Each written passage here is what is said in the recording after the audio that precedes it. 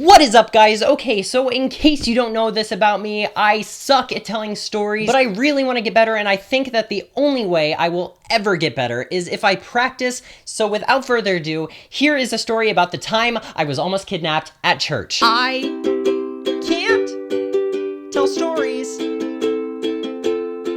but I'm trying. Let's set the scene, okay? I was raised in a very Christian-y household. I went to church on Sunday, I went to church on Wednesday for the middle school ministry thing. I was a very churchy kid. And at the time, I had the long swoopy hair. I wore clothes that I regret wearing now. I was your just cliche. I don't know, I was doing my own thing. The year was 2011. So just take your ideas of 2011 and combine them with my face and same body, just swoopy hair, and just throw them all together, and that's basically what was going on with me. Picture an Odd Future t-shirt, because that's what I was into at the time. Anyways, every once in a while, my church would have these things, these weekend events where you would go to some muddy campsite up in North Carolina or something. There would be cabins, you would do competitions, there would be teams and stuff. It was just a fun little church ministry kind of thing.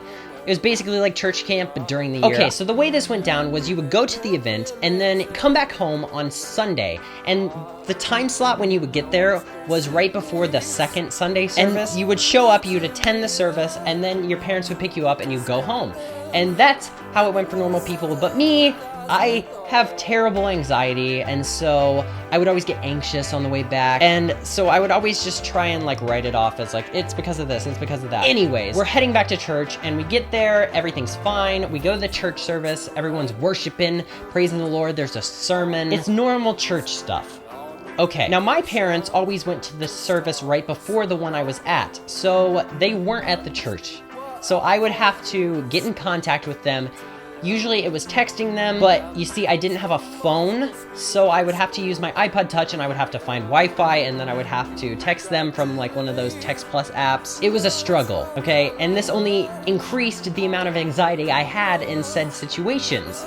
So everything works out. I text them, I tell them, hey, I'm at the church, I'm ready whenever you are to pick me up, please come. Okay, so I'm at church, and I'm waiting in this corridor hallway area. There's a kiosk. People kind of wander around and mingle and have churchy conversation and then find their way to their cars and leave. I can't drive. I'm basically stranded there until my parents get there. All my friends have left, and it's just me hanging out alone, probably looking anxious and nervous and lonely. And at this moment, I start getting an increase in anxiety, and I'm thinking, okay, it's probably just because my parents aren't here. They're on their way. It's gonna be fine. Zach, you're being ridiculous. Just calm down, just breathe. And it's this gross combination of I need to throw up / I'm going to, ruin my pants. And I'm just thinking oh God, something is going to go wrong.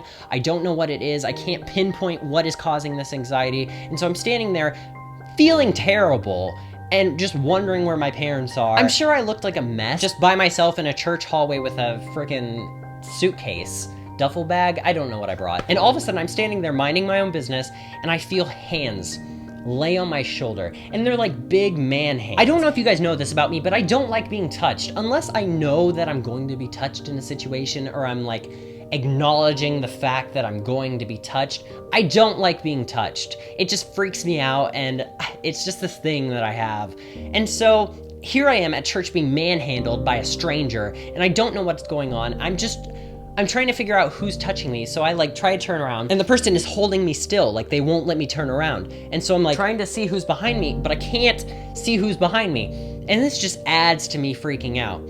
Now, I start getting pushed towards the door, and all of a sudden an old man voice says, "Come get in the car," or something along that line. Something really creepy in this dark kidnapper voice says, "Come on, son, we need to get in the car," and starts pushing me out the door, and I'm freaking out. So all of a sudden I freaking lose it, and I snatch out, and I take off running. Finally, there's a beam of light, and I see my parents, and I'm okay, I'm in the clear, it's safe. I grab my bag, and we take off to the car, and we get in, and we're leaving, and I'm so guys, I'm pretty sure I was almost kidnapped at church. My parents were come on, Zach, you don't get kidnapped at church, that doesn't happen. And I'm thinking in my head, wow, I guess I didn't pay enough attention to the sermon when the pastor said that no one gets kidnapped at church. What do I know? I just had a creepy man manhandling me out of the frickin' lobby. I'm pissed.